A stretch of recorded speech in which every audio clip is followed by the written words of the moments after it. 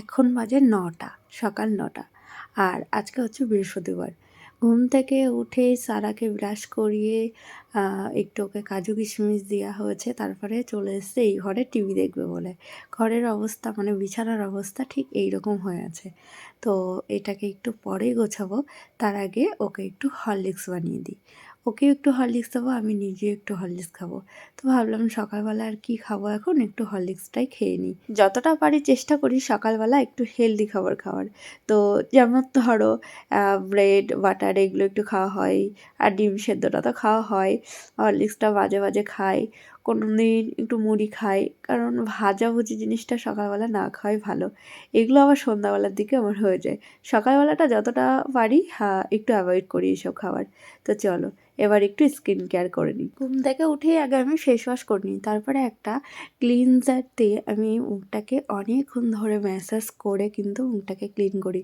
আর এটা কিন্তু শীতকালে করবে, কারণ আমাদের শীতকালে স্কিন প্রচণ্ড ড্রাই হয়ে যায়। এটা যদি রেগুলার করে স্কিনটা অনেক ভালো থাকে, হেলদি থাকে। তারপরে একটা ভেজা তাওয়াল দিয়ে মুখটা মুছে নিয়ে আমি ডে ক্রিমটা এই ঠিক দুটো আঙুল দিয়ে এইভাবে যেরকমভাবে আমি দেখাচ্ছি এইভাবে আমি স্কিনে এটাকে একদম খুব সুন্দরভাবে অ্যাবজর্ব করি। তো খুব ভালো এই দুটো জিনিসই আমি লোটাসের জিনিসগুলো বেশ ইউজ করি অনেক দিন ধরে। আমার বেশ এগুলোই ভালো শ্যুট করে, আর খুব ভালো অল স্কিনের জন্য খুবই ভালো। তো এই হচ্ছে আমার স্কিন কেয়ার রুটিন সকালে। আর খাওয়া দাওয়ার ব্যাপারটা সেটা তো পরে দেখাবোই, সঙ্গে থাকো, দেখতে থাকো, আশা করি ভালো লাগবে। তো চলো এখন এই ঘরটাকে আমি গুছিয়ে নিই। আগের বিছানার চাদরটা চেঞ্জ করে নিলাম, দিয়ে এখন এই বিছানার চাদরটা পাতলাম। কিন্তু এটা একদিনের মধ্যে আবার তাই হয়ে যাবে, মানে আগে যে অবস্থা ছিল সেই অবস্থায় হয়ে যাবে। তার কারণ এরকম করার জন্য তো সারা অলওয়েজ আছে। দেখো স্কিন কেয়ার যেমন করার দরকার ওপর দিক থেকে, তেমন কিন্তু আমাদের ভিতরে ভালো ভালো খাবারও খাওয়ার দরকার, যেগুলো আমাদের স্কিনটাকে খুব ভালো রাখে, হেলদি রাখে। অনেকের ধারণা যে দামি দামি ক্রিম মাখলেই হয়তো স্কিন ভালো থাকে, একদমই ভুল। ভিতর দিক থেকেও কিন্তু অনেক ভালো ভালো খাবার খেতে হয়, অনেক ভালো জুস, জল, একটু রিচ খাবার কম খেতে হয়। যদিও আমরা এটা বাঙালিরা কেউই কন্ট্রোল করতে পারি না, তবে যতটা অ্যাভয়েড করা যায়। যে সারাকে আমি টিভিটা চালিয়ে দিচ্ছি, দিয়ে তারপরে আমি যাব হচ্ছে অন্য কাজ বাজ করতে। ফাইনালি আবার বিছানাটা গোছানো কমপ্লিট হলো, কিন্তু জানি না এত সুন্দরভাবে কতক্ষণ থাকবে। আর অলরেডি এসেই একবার ঝাঁপানো হয়ে গেছে, ওর একটু বিছানাটা সুন্দর দেখলে লাফাতে ইচ্ছা করে। তারপরে এই যে কম্বলগুলোকে আমি এখন দিয়ে আসবো রৌদ্রে। একটাতে তো কালকে জল ফেলেছিল, আর একটা ভাবলাম ওটা যখন রৌদ্রে দিচ্ছি এটাকেও রৌদ্রে দিই। এটা যেটা আমি হাতে ধরে আছি এটা তো খুবই ভারী, নিতেই অসুবিধা হয়।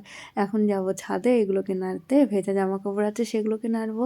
তো তারপরে আবার অন্য কাজ। এবার আসলাম আমি জুস বানাতে। এই জুসটা বানাতেই প্রচণ্ড টাইম লেগে যায়।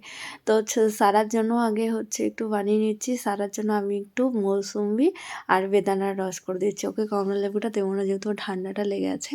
তো ওর জন্য আলাদাভাবে করে দিলাম। আর এদিকে আমি গাজর, বিট, তারপরে শসা এগুলো কেটে নিচ্ছি। তো এগুলো মিক্সচার আগে পেস্ট করব, পুরো ভরে গেছে বলে অল্প অল্প করে পেস্ট করলাম। আর আমি একটু মৌসুমী লেবুর রস নিয়েছি, তার মধ্যে আমি সব রসটা মিশিয়ে দিলাম। ওর মধ্যে বেদানাও দিয়েছিলাম, কিন্তু বেদানা আর একটা কমলা লেবু, আর লাস্টে দিচ্ছি লেবুর রস, পাতিলেবু।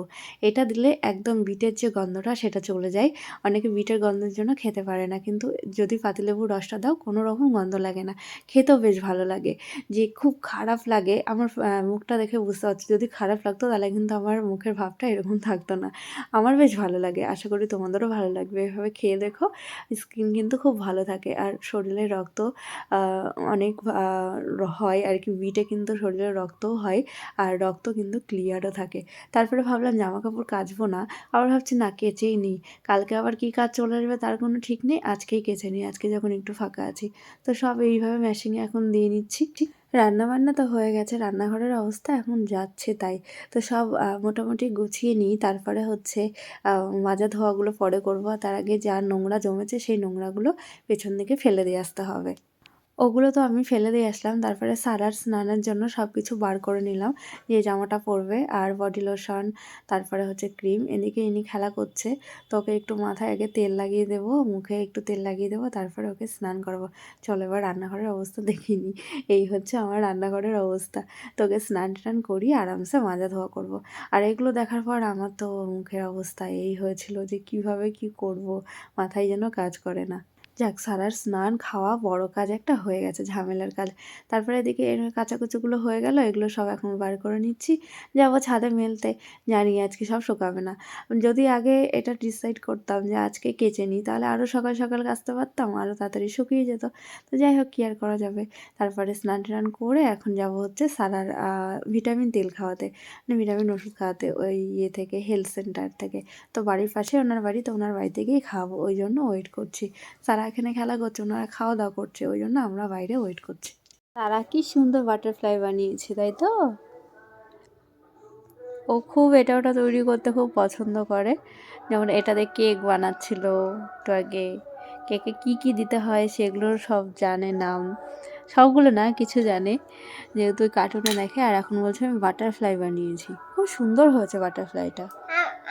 এটা নোংরা বাটারফ্লাই। নোংরা বাটারফ্লাই? হ্যাঁ। কেন? এটা বাইরে বাটারফ্লাই মুখ দিচ্ছে। এখন হচ্ছে সন্ধ্যা, সারা ঘুম থেকে একটু আগে উঠলো, সারাকে খাওয়ালাম। আর আমি এখানে একটু বসেছি একটা কাজ করার জন্য, কাজটা করছি, করে তারপর রাতে রান্না বান্না করতে যাব। ভেবেছিলাম একটু মেলাতে যাব, আমাদের এখানে পুষ্প মেলা হচ্ছিল, সে আর যাওয়া হলো না, কালকে শেষ হয়ে গেছে, জানিই না। তো এই বছর আর যাওয়া হলো না, খুব খারাপ লাগছে। কারণ ফুলের মেলাটা দেখতে আমার ভীষণ ভালো লাগে, ভীষণ খুব ভালো লাগে। সব থেকে প্রিয় যদি কোনো মেলা হয়ে থাকে সেটা হচ্ছে ফুলের মেলা, কিন্তু দুর্ভাগ্য দেখতে পারলাম না, কি করা যাবে। তো এখন আসলাম রান্নাঘরে রান্না করতে। আর এটা হচ্ছে তড়কা, আমি সেদ্ধ করে নিলাম। তড়কা খেতে কিন্তু দারুণ লাগে। আর প্যান বসিয়ে দিয়েছি। আর এখানে এইগুলো না আমি এর মধ্যে সব দিয়ে কুচি করে নেব। মানে তড়কাতে এরকম কুচি হলে ভাল লাগে মশলাটা। আর লঙ্কাটাকে এমনি কুচি করে নিয়েছি। পড়িস না, আটা মাখা হয়ে গেছে আমার। আটাটা এখন থাক ঢাকা।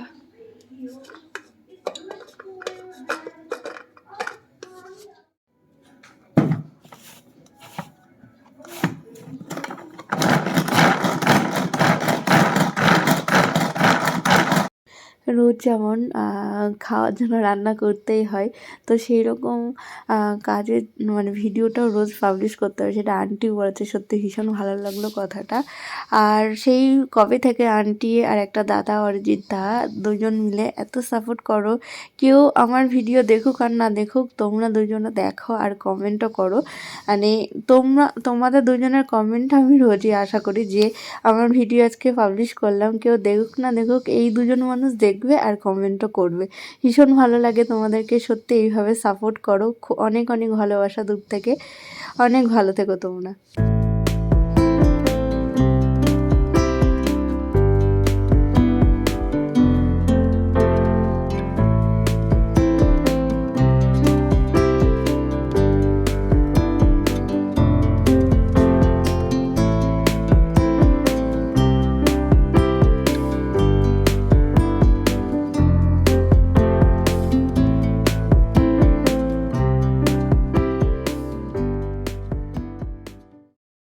তো খাওয়া দাওয়া করে এখন রান্নাঘর পরিষ্কার করে নিলাম, এবার খালি ব্রাশ আর মুখ ধোয়াটা আছে।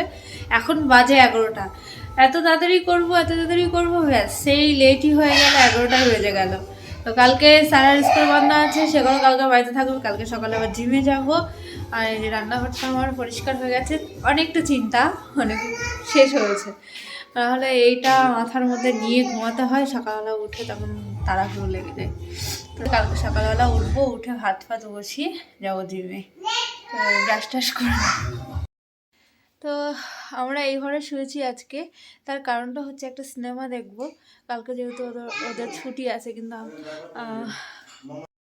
তো কালকে যেহেতু ছুটি আছে, ওই জন্য এই ঘরে একটা সিনেমা দেখে ঘুমাবো, ওই জন্য এই ঘরে শোয়া। তো চলো, আজকে ভিডিওটি কেমন লাগলো অবশ্যই জানিও। টাটা।